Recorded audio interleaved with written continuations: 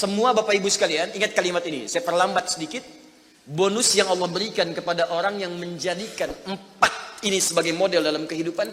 Bonus cepatnya, maka amalan yang ia kerjakan akan mempermudah doa dia dikabulkan. Tadi saya contohkan Siddiqin kan. Syuhada nggak usah ditanya. Orang-orang para syuhada itu bahkan sebelum wafatnya diberikan jalan-jalan kemudahan oleh Allah. Bahkan sebelum wafat kalau benar syahidnya, itu banyak doanya yang dikabulkan. Bukankah para ulama bagian dari mujahid fisabilillah? Berapa banyak para ulama yang mengangkat tangannya dikabulkan? Imam Ahmad bin Hanbal pernah lewat, kemudian ada seorang mengatakan, "Syekh, anak saya sakit, tolong doa kepada Allah." Kata Imam Ahmad, "Kamu ini doa-doa sendiri," katanya. Imam Ahmad ingin mengajarkan, kamu kan masih punya lisan. Kamu masih punya kemudian kekuatan, minta dulu sama Allah supaya ada ikhtiar. Orang itu tiba-tiba pulang, ya dengan perasaan dia agak kecewa karena Imam Ahmad tidak mendoakannya. Ternyata ketika dia pulang, Imam Ahmad berdoa kepada Allah. Ya Allah, sembuhkan anak si fulan itu. Pulang, anaknya sembuh. Allahu Akbar. Ini doa ulama itu kalau benar kealimannya, kalau benar ilmunya dan khasyahnya kepada Allah, itu hujah di lisannya. Bahkan firasatnya nyata. Kadang dikasih dalam mimpi, kadang kemudian bermohon kepada Allah tanpa diketahui. Ada. Solihin juga demikian. Bahkan turun Quran surah ke-5 ayat 35. Ya. Paling kanan sebelah bawah, ya ayyuhalladzina amanu taqullaha wabtaghu ilaihil wasilah. Hai orang-orang beriman, tingkatkan terus takwamu kepada Allah dan jadikan takwa itu sebagai wasilah untuk meminta kepada Allah dari apa yang engkau inginkan. Dan kalau Anda cari takwa di Quran, bentuknya amal soleh. Tidak pernah kalimat takwa disebutkan dalam Al-Quran kecuali pada umumnya akan menyebut amal soleh. Contoh, kalimat takwa pertama langsung disebutkan orangnya di Al-Baqarah ayat 2. Dzalikal kitabu la hudal lil. Siapa muttaqin orang takwa di sini? Sebutkan ayat 3 dan 4-nya. Alladzina yu'minuna bil ghaib wa yuqimunas. Lihat sini. Iman dulu. Iman, baru kemudian salat. Masih ingat di pertemuan lalu, sebuah amal menjadi soleh kalau didahului oleh apa? Iman. Di iman itu nggak akan dipisahkan dengan amal soleh. Ada iman, maka amal berubah jadi soleh. Dalilnya Quran surah ke-103. Wal innal insana lafi illa alladzina amanu iman wa amilus soleh. Amal soleh. Apa wujudnya amal soleh itu? Jadi rumus cepatnya begini. Iman akan melahirkan sebuah amal yang dengan sifat iman ini menjadi soleh. Kalau iman dipadukan dengan amal soleh, maka akan berubah menjadi takwa namanya. Karena itu ketika Allah menyebutkan kalimat takwa dalam Al-Quran, baik dengan kata benda, ya, noun, muttaqin, muttaqun, atau kata kerja, verb, fi'il, tattaqun, yattaqun, ittaqau, pasti setelahnya akan bertemu dengan iman dan amal saleh.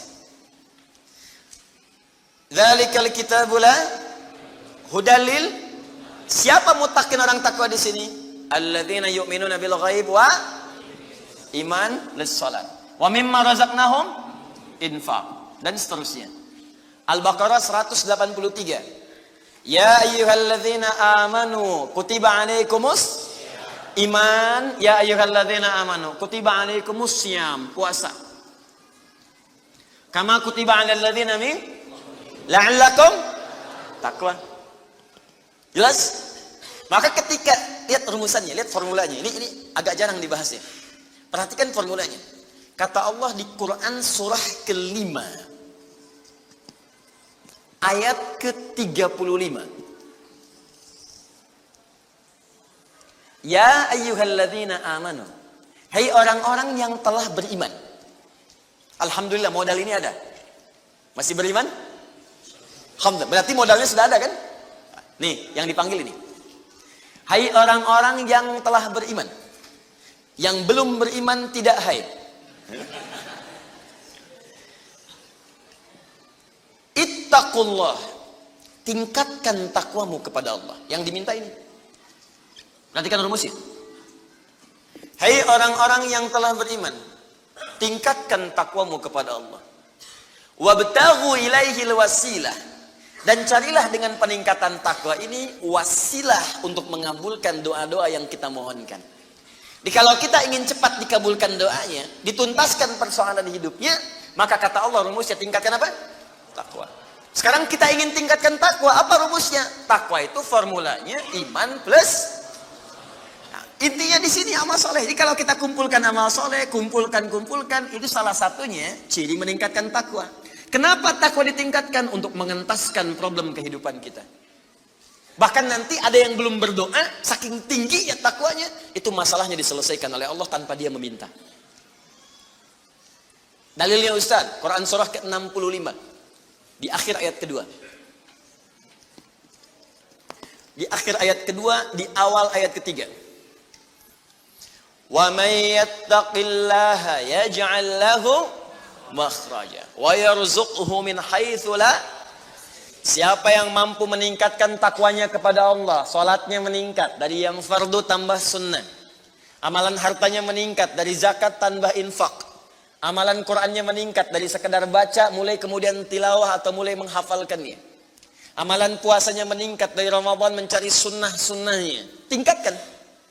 Maka pengertian persamaannya ya ja'allahu makhraja. Semakin meningkat takwanya, semakin aku tuntaskan semua persoalan kehidupannya.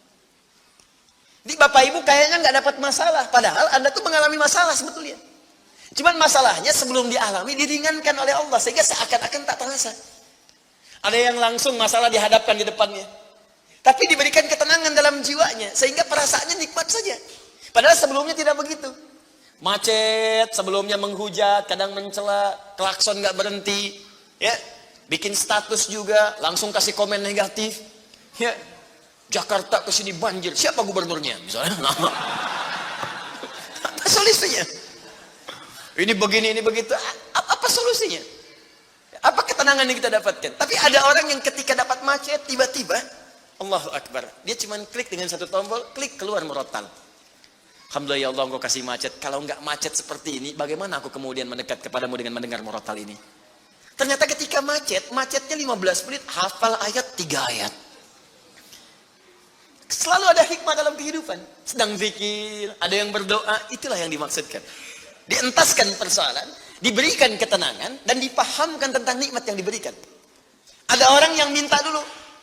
Nah nanti orang soleh ini, solihin, itu diantara mereka bertawasul dengan amal solehnya. Ada yang sering bersolawat, tawasul dengan salawatnya. Ada yang sering infak, tawasul dengan infaknya. Bukankah kita pernah mendengar kisah yang sangat viral? Padahal masa itu belum ada media sosial. Tapi sampai kekinian sekarang. Kisah ini terjadi sangat lampau. Sampai sekarang lewat 15 abad masih viral dibukukan. Perhatikan, kalau kita ikhlas, maka semua kisah kebaikan kita akan diangkat sampai di masa yang tidak batas. Sampai terjadi hari kiamat kembali kepada Allah Subhanahu wa Ta'ala. Walaupun komunikasi alatnya tidak lengkap. Pernah dengar kisah 3 orang yang sedang berjalan kemudian tiba-tiba ada hujan. Berlindung masuk ke sebuah gua. Begitu masuk di dalam gua itu kisahnya sangat populer sekali. Sampai ada di Sahih Al-Bukhari sampai sekarang sering dikisahkan. 3 orang laki-laki sedang berjalan beraktivitas. Tiba-tiba datang hujan deras. Berlindung masuk ke dalam sebuah gua. Ketika duduk di gua itu tanpa sadar batu dari atas menggelinding menutup ke dalam muka pintu gua itu. Push, rap. Saking padatnya tidak meninggalkan celah yang cukup untuk mereka keluar. Akhirnya setelah reda berusaha untuk mendorong. 3 orang nggak sanggup. 1 lemas, yang 2 dorong makin nggak sanggup. 1 lebih lemas, 1 orang dorong ya sama betul-betul nggak sanggup. 3 aja nggak sanggup, 1 pengen dorong nggak bisa. Akhirnya yang paham rumus ini dari 3 orang itu mulai berkata kepada teman yang 2, ini mustahil kita bisa kemudian tuntaskan kecuali kita bertawasul dengan amal soleh yang pernah kita kumpulkan dalam hidup. Jika kita sudah merasa tak mampu sebagai makhluk, maka ini tanda dari Allah untuk meminta kepada Khalik. Dan disinilah kita disadarkan oleh Allah pentingnya amal soleh. Maka kalau kita sudah merasa amal soleh kita bermanfaat, bahkan bisa dipakai dalam doa, nanti akan semakin semangat amal solehnya. Itu rumus Pak Bu. Di sekarang banyak orang itu tidak mengerti kenapa mesti beramal soleh. Karena itu ketika diminta beramal, malas. Maghrib sudah sholat, begitu isya kan, Allahu Akbar, ayo isya. Kok cepat amat, barusan udah maghrib sekarang isya lagi. Tapi kalau orang orang yang mengerti, Allahu Akbar, mudah-mudahan tiap menit sholat. Kata bisa minta. Minta. Bukankah dalam sholat itu minta? Ya, Rabbighfirli warhamni wajburni warfa'ni. Permintaan semua. Dalam sujud minta lagi, minta. Minta. Selesai. Maka 3 orang itu bermohon dengan amalannya. Yang satu mengatakan, ya Allah, saya punya seorang ibu yang saya baktikan hidup saya untuk melayani beliau. Saya bekerja pulang kemudian tidak pernah saya mengambil sesuatu sebelum ibu saya dulu. Apa yang saya lakukan sebelum tidur, saya kemudian siapkan susu untuknya saat bangun, kemudian saya berikan terlebih dahulu. Saya tidak pernah menyentuh makanan sebelum ibu saya terlebih dahulu menyentuhnya. Satu kali saya datang, ya Allah, mendapati beliau sudah tertidur. Maka saya tidak berani menyentuh kemudian makanan itu. Dan saya punya kebiasaan ketika bangun saya siapkan air susu. Ya, saya bayangkan ibu memberikan ASI kepada saya, maka sekarang saatnya saya memberikan susu kepadanya. Kemudian saya tunggu di sampingnya, saya sampai ibu saya tertidur sampai bangun. Ketika dia bangun, saya tidak pernah terangkan kepadanya bahwa saya memegang nampan itu dari sejak malam sampai dia bangun. Kemudian saya tuangkan, saya minumkan kepada beliau, setelah beliau menyentuh baru saya makan. Kalau ini menjadi amal soleh yang pernah saya kerjakan, ya Allah, dan Engkau ridha dengannya, mohon bebaskan kami dari kungkungan batu ini. Yang tadinya tidak bergerak, begitu didorong bergeser. Mau keluar masih susah. Ya, ini pertanda dari Allah ingin mendengar semua amalan-amalannya supaya adil terdengar keseluruhannya. Kedua, ya Allah, saya pernah mimpin suatu perusahaan. Kalau bahasa kita sekarang, saya pernah punya bisnis, ya Allah. Kemudian ada karyawan saya, tiba kemudian pamit meninggalkan pekerjaan, tapi gajinya belum saya berikan. Lantas saya simpan gaji itu, dia tak kunjung datang. Kemudian saya berinisiatif, ya Allah, untuk menjadikan gajinya dia sebagai modal. Karena khawatir kalau pulang nilainya sudah berkurang. Maka dibelikanlah oleh saya, ya Allah, kambing. Kemudian dikelola kambing itu. Sampai bertahun-tahun datang, kambingnya sudah penuh, ya Allah, dengan berbagai kandang. Ternak sudah banyak. Selapangan sudah kumpul. Begitu dia datang, saya berikan kepadanya semuanya itu, dia mengatakan, kamu bercanda ya? Gaji saya kan cuma 1 juta, kenapa dibalikin tiba-tiba ada 1000 kambing? Orang ini mengatakan, kamu bercanda? Kata orang tadi, tidak, saya tidak bercanda, tapi ini hak kamu yang saya kembalikan. Dikisahkan kisahnya, saya belikan kambing, saya jaga dengan rawat dengan baik. Lantas dia mengambil semua kambing itu, ya Allah, tanpa memberikan kepadaku sedikit pun. Makasih ya, pergi gitu kan? Masya Allah. Ya gitu, kalau Baduy itu unik gitu ya, bukan yang di sini, Arab maksudnya, ya. Unik gitu. Jadi lugu, polos, berangkat. Ya. Apa yang terjadi? Maka aku pun, ya Allah, menerima dengan berharap ridhomu saja tanpa meminta imbalan sedikit pun darinya. Dia pergi meninggalkanku, aku mengharap ridho darimu.